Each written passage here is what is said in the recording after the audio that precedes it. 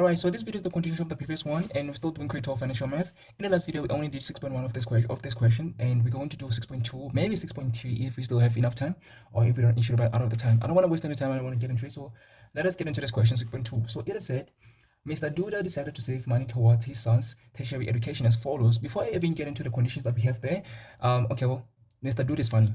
The name Mr. Duda, I never actually heard of the name Mr. Duda. Anyway, so they're saying to save money. So the person is trying to save money. So the fact that they're saying to save money, that means we have two options. It's either we're going to apply the appreciation or the future value annuity. So we don't know yet if we're going to apply either of them. You know, so we have to go and read the whole thing so that we can tell if we're going to apply the future value annuity or the appreciation. Right. So the difference between the appreciation and the future value annuity is that with the appreciation is only a one-time investment. That means we're only going to go to the bank and invest once. We're only going to deposit the money once and then let it grow. But with the future value annuity, we're going to go every month or every quarter or every half year, depending on the context that we have in the question, right? So we're going to go to the bank multiple times. So that is going to be the future value annuity. So we're going to go to the bank and invest or deposit the money every month or every quarter or every half year, right? But with appreciation, we're only going to go once. So what is going to tell us if this is a future value annuity or the appreciation is the keyword per month or monthly installment, or just a one deposit or one-time investment. So let us continue reading and see if we're going to apply the future value annuity or the appreciation. So they're saying the first condition or the first point, he paid 600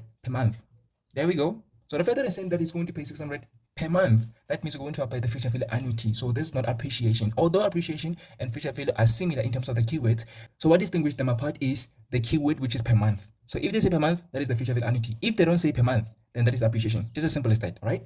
So the saying that is going to pay 600 per month into an account that paid 8.7% interest per annum compounded monthly, which makes sense, right? So they're saying his first, before we get into his first, let's actually write down the information that have been given so far. So 6.2. So they're saying that it's going to pay 600 per month. Remember that the future value annuity formula is F is equal to X 1 plus I to the power of N minus 1, and all of this divided by I. Right, so the fact that I'm saying that it's going to pay 600 per month, that means X is equal to 600 because X stands for the monthly installment or the monthly payment. Right, so it's going to pay 600 per month. What else are they saying? So the second bullet is that they say his first payment was at the end of January, in which his son started grade 1, and the last payment at the end of December when his son completed his grade 12. Right, so his first payment, so the first payment or the first installment. I don't like when they say payment when you're doing the future value, because most of the times payment is for the present value. So I don't like when they say payment and we are doing the future value. Anyway, it doesn't matter. Payment, the first payment is on the 31st. So it's on the 31st of January because it is on the month end of January. So the 1st of January, when? Grade 1. So year 1. So grade 1. 31st of January, grade 1. And the last payment. The last payment is on, let me see, the end of December. So the 31st of December. 31st of December, grade 12. And they're saying his son did not repeat any grade. Yo, that's beautiful. He's a genius. Anyway, so what is the period of this investment? So the period of this investment, which is the P, is equal to 12 years because it's grade 1, grade 2 until grade 12, right? So that's 12 years. So the period is 12 years. Right. And what else did they say? Okay, the last point, they're saying he withdrew all his savings 1 month after his last payment. So he's going to make payments for a period of 12 years for every month. So what is going to be the N? So how many payments or how many installments is he going to make? He's going to make N, which is equal to the P multiplied by, so they said that the interest compounded monthly. So we're going to be like, how many months are in a year? There's 12 months in a year. So we're going to multiply P by 12. So P is the period. So we're going to be like 12, which is the period, multiplied by the 12 because we have 12 months in a year. So what is 12 multiplied by 12 is 144. That means this person is going to make 144 payments or installments. So there's the number of payments or installments that he's going to make. And after he has made his last installment or payment, which is the 144th payment, he's going to withdraw the money, right? So this is the information that have been given, and these are the conditions. That means that he did not actually apply any other conditions. That means he did not adjust the conditions. So what else are they wanting from us? Okay, that's all that we have. And the question says, calculate the amount that was in his account by the time Mr. Doda withdrew all the savings. So they want the future value. So that means that they want the F. So what do we have? We have the X, we have the X, we have the I, which is the interest. So we have the I, which is the interest rate, and that is 8.7%, which is also equal to 0.087. What else do we have? We also have the N, or we also have the N, which is 144. Now we can calculate the F. So we're going to be like F is equal to X 1 plus I to the power of N minus 1 all over I. So X is 600. And then we have 1 plus the interest rate is 0.087. Of course, we're going to divide it by 12 because it's compounded monthly. Then to the power of N, which is 144. Remember that I said that we should not multiply anything here. I don't want to see any 12 multiply something here. Calculate the N separately and then take it as a solid number and substitute it here. I hope that is clear. I've explained that, I don't know, a million times. So I hope that it is clear by now. And then we're going to minus 1, of course, and then all of this divided by the interest rate, which is 0.087 over 12. And we're going to press our calculator to determine what the future value is, or what is the amount of money that he withdrew 1 month after his son, or 1 month after his last payment. So what is that? We're going to press our calculator. So wait a second. So after pressing the calculator, I get 151,438 rand 20 cents. So that means that the person withdrew 151,438 rand 20 cents after the last payment. So we're going to have to indicate or include the units as well. So this is in rent. So please do not forget to include the units. So this is in rent, and this is not just this. So this is not 151,458.20 meters. It is rent, right? So we have to include that as well.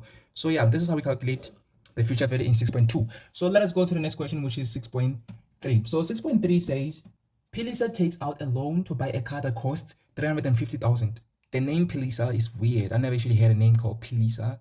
Wasn't it supposed to be Palace or something? It doesn't matter. Anyway, I feel like these people are just creating names out of the blue. Anyway, the bank offers her an interest rate of 10.3% per annum compounded monthly and a payment period of 6 years. Her first installment is due at the end of the first month after taking the loan. Okay, and then we have the questions. Let us write down the conditions that have been given or the information that have been given before we get into answering the questions, right? So let me shift my camera a little bit down so that you can be able to see. All right, 6.3. So 6.3, these are the conditions. They're saying that this person, Pilisa, or Pilis, I don't know, they take a loan to buy a car that costs 350,000. So that means that the loan amount is going to be 350,000. So that's going to be the present value because the loan is given now, presently, right? So P is going to be equal to 350,000. They're also saying that the bank offers here an interest rate of 9.3% per annum compounded monthly. So we have the interest rate, which is 9.3%, which is also equal to 0.093. And of course, it is compounded monthly. We have to know that. Compounded monthly. They're also saying that in a period, a payment period of 6 years. So the period in which she's going to pay back, or she's going to pay back the money, is 6 years.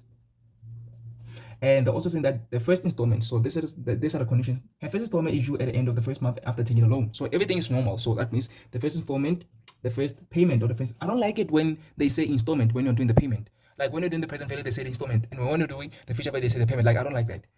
Present value, payment. Future value, installment. That is simple like that. But when they say the installment in the present value and they say the payment in the future value, I get confused. But I guess it is what it is. So first installment, I guess, is done 1 month later. So the fact that I said 1 month later, this is normal. So these are the normal conditions. So this are all the conditions that have been given. 6.3.1 says, calculate Pilisa's monthly installment. So the one, the X. Remember that the formula for the P?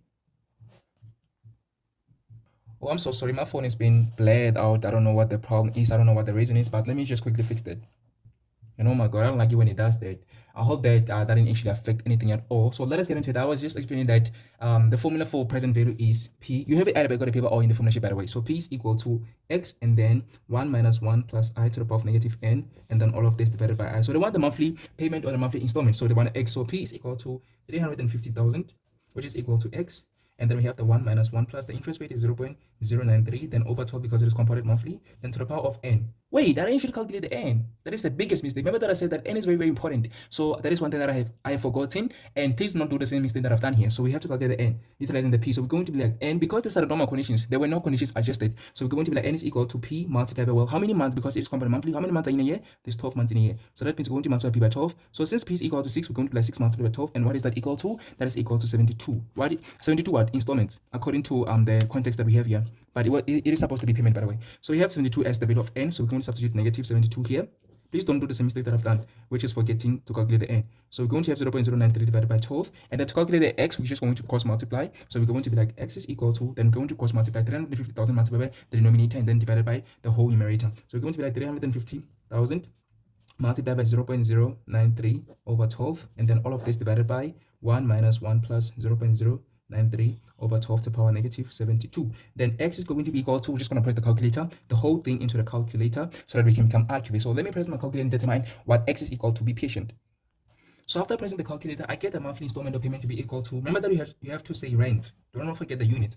It's going to be 6,361 rand 18 cents. So this is going to be the monthly installment. Now let us go to the next page to answer the other question. So 6.3.2 I'm going to answer in the next page, and the other questions that follow that. So let us get into it. Alright, so 6.3.2 says calculate the balance of a loan after the 40th payment was made. Okay, so they've told us the number of payments that they have already done, right? So 6.3.2, so the number of payments already done is 40. So the person has already done 40 payments. So the number of payments already done is 40. So we have to calculate the number of payments remaining for us to be able to calculate the balance remaining, right? So we're going to be like the number of payments remaining is equal to the total number of payments minus the number of payments already done. So the total number of payments is equal to 72. We have calculated that. We're going to minus the number of payments already done, which is 40. So what is the number of payments remaining? The number of payments remaining is going to be equal to 72 minus 40, which is equal to 32. So the number of payments remaining is 32, and then we're going to substitute the number of payments remaining to calculate the balance remaining. So remaining goes with the remaining. Balance remaining goes with the number of payments remaining. We don't substitute the number of payments done to determine the balance remaining. Does it really make sense? Done remaining? No. You have to calculate the number of payments remaining to calculate the balance remaining. Remaining to the remainings. Done to the done, right? So let us calculate the balance remaining after the 40th payment. So we're going to be like P is equal to X, and then 1 minus 1 plus I to the power of negative n, and then all of this divided by I. Remember that for the n, we're going to substitute negative 32, not 40. So we're going to like the balance, the P is the balance remaining, right? So P is equal to X, which we have calculated to be 6,361 18 cents. And then we have 1 minus 1 plus the interest rate, which is 0.093 over 12 to the power of negative 32, not 40. Number of payments remaining, not done. And then all of this divided by 0.093 over 12. Then we're going to press a calculator. Remember that I said that P can be the total loan amount borrowed or the balance remaining. So don't be confused why I'm actually calculating P when we already have P. We don't already have P. P initially was the total loan. Now we want to calculate the amount remaining or the balance remaining. That means the person no longer owes 350,000. Now the person owes less than that. So we want to know how much is remaining after 40 payments are made. Right. So let us press a calculator and determine what this balance is equal to. So after pressing the calculator, I get the balance remaining to be equal to 179,667 rand 69 cents. So this is the balance remaining after the person made 40 payments. So this is how we calculate the balance remaining. Let us go to the last question for the video, which is 6.3.3. It said, Pilisa, oh my god, this name is so weird. I'd rather say Palisa. So Palisa decided to increase her monthly installment to 7,000 per month after her 40th payment. How long after the 40th payment will it take her to pay up the loan? Remember that the loan amount that now she owes is this amount, 179,667.69 cents. So this is the loan amount that now she owes, right? So they're saying that after the 40th payment, that means now that she owes this amount, she's going to increase her monthly payment to 7,000. That means 6.3.3 we have P is equal to, this is how much she owes now after she made 40 payments. Now she's going, well, the interest rate is still the same. It is still 9.3%, which is still 0.093. And of course, it is compounded monthly. But now X is equal to 7,000. X is no longer equal to 6,361.18. So the fact that it is 7,000, it means she has increased her monthly payment. So the fact that she has increased the monthly payment, remember that I talked about the relationship between the N and the X. Remember that I said that they are inversely proportional. That means when N increases, X decreases. And when N decreases, X increases. So the fact that X has increased, that means the N is going to increase. That means that the person is going to make less number of payments or installments as we have in this context, right? So that means the value of N is going to need to decrease. That means the number of payments is not going to be 32 because after she made 40 payments, 32 were remaining. But the fact that she has increased her monthly payment, it's not going to be 32 payments that she's going to do. It's going to be more than, it's going to be less than that. I'm so sorry. It's going to be less than that because X has increased and has to decrease. So it's going to be less than that. So we're supposed to get N that is less than 32. At least that's what we are expecting. So let us get into calculating the value of N. So we're going to be like, oh, N is the only thing that we don't have. So we're going to be like P is equal to X. And then 1 minus 1 plus I to the power of negative n. And all of this divided by I. We're looking for N. So we're going to be like, well, let me actually shift my camera a little bit down so we can be able to see the whole calculation. All right, that's perfect. So we're going to be like, okay, the balance the remaining is 179,667 rand 69 cents is equal to 7,000, which is the monthly payment now, and then 1 minus 1 plus the interest rate is 0.093 over 12 to the power of negative n, which is what we are looking for. Then all of this divided by 0.093 over 12. Then what you're going to do is cross multiply and then divided by the one of the numerators, which is 7,000. So we're going to be like 179,667.69 cents multiplied by this, which is 0.093 over 12, then divided by that's 7,000, which is equal to, then the only thing that's going to be left on the right hand side is 1 minus 1 plus 0.0. Okay, I don't think you're going to be able to see. Let me actually shift my camera a little bit to the right so that we can be able to see the whole thing. Let me do this. I'm so sorry that I'm shifting around these things. So we're going to be having 0.093 over 12 to the power of negative n.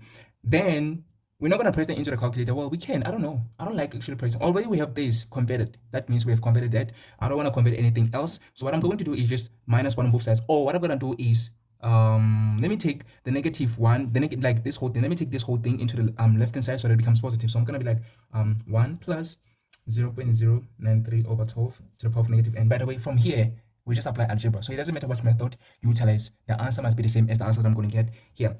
Right. So on the right hand side, only one is going to remain, and then we're going to take the whole thing into the left hand side. So I mean the right hand side is going to become negative. So we're going to have minus 179,667.69 multiplied by 0.093 over 12. The whole thing divided by 7,000. When I say the whole thing, I don't mean like one. I only mean that. Okay.